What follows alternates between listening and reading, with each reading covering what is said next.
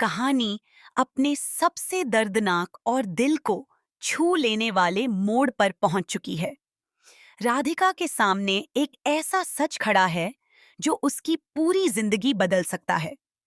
उसे समझाया जा रहा है कि उसकी असली पहचान सिर्फ एक नागिन की नहीं है। उससे कहा जाता है कि वह ड्रैगन भी नहीं है, बल्कि सबसे पहले एक इंसान है। एक ऐसा इंसान जो सिर्फ मोहब्बत करना जानता है। ये शब्द सुनकर जैसे राधिका के अंदर दबी हुई सारी भावनाएं जाग उठती हैं।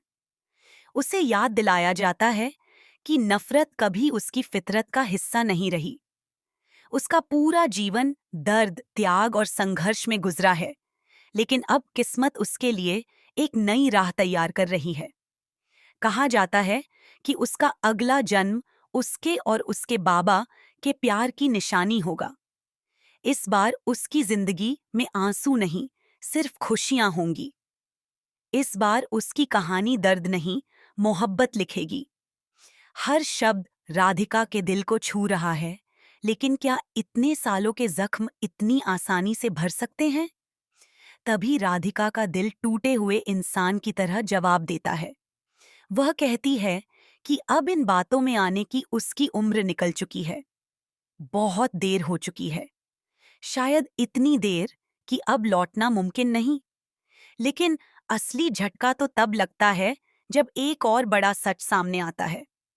राधिका पर आरोप लगाया जाता है कि उसने सिर्फ अपना तप ही नहीं तोड़ा, बल्कि अपने ही हाथों से ड्रैगनों की जीत को दफन कर दिया। ये सुनते ही माहौल पूरी तरह बदल जाता है। प्यार और उम्मीद की जगह अब गुस्सा, धोखा और बदले की आग दिखाई देने लगती है।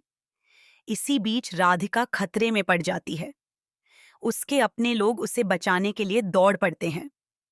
कोई उसे अपनी बच्ची कहकर पुकार रहा है, तो कोई उसे भरोसा दिला रहा है कि जब तक वह साथ है, उसे कुछ नहीं होगा। लेकिन सवाल ये है कि क्या सच में अब भी बहुत देर नहीं हुई? ग्रैंड फिनाले के इस आखिरी मोड़ पर हर किसी की सांसें थम चुकी हैं। क्या राधिका की कहानी यहीं खत्म हो जाएगी? या फिर उसकी जिंदगी में एक नया जन्म, एक नई शुरुआत और एक नई मोहब्बत उसका इंतजार कर रही है? आखिर फिनाले में राधिका की किस्मत क्या फैसला सुनाने वाली है?